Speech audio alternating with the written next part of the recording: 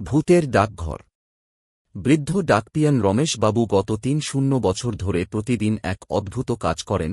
গভীর রাতে নির্জন গলির এক পুরনো ডাকবাক্সে একটা চিঠি রেখে যান।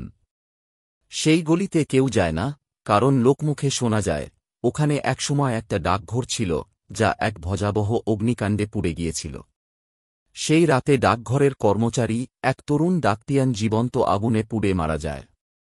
নতুন পোস্ট অফিসের কর্মচারী আদিত্য কৌতূহলী হয়ে রমেশবাবুকে জিজ্ঞাসা করলেন, এই চিঠিগুলো কে পড়ে? কেউ তো আর ওই পুরনো ডাকবাক্স খোলে না। রমেশবাবু দীর্ঘশ্বাস ফেলে বললেন, আমি শুধু আমার কাজ করি, বাক্সটা খোলার দরকার নেই। কিন্তু আদিত্য জেদ ধরে চিঠিগুলো পড়বে। একদিন গভীর রাতে সে লুকিয়ে অপেক্ষা করল।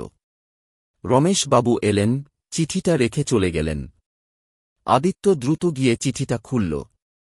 চিঠির ভেতর ছিল একটাই লাইন, আমি এখনো আমার বদলির চিঠির অপেক্ষায় আছি। হঠাৎ বাতাসে ফিস ফিস শোনা গেল, তুই খুললি কেন?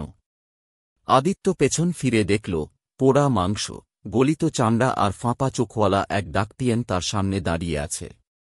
সেই রাতের পর থেকে কেউ আর আদিত্যকে দেখেনি। তবে প্রতিদিন পুরনো ডাকবাক্সে একটা নতুন চিঠি পড়ে থাকতে দেখা যায়। আরেকজন ডাকপিয়ান হারিয়ে গেল, আমি কি এবার বদলি হব?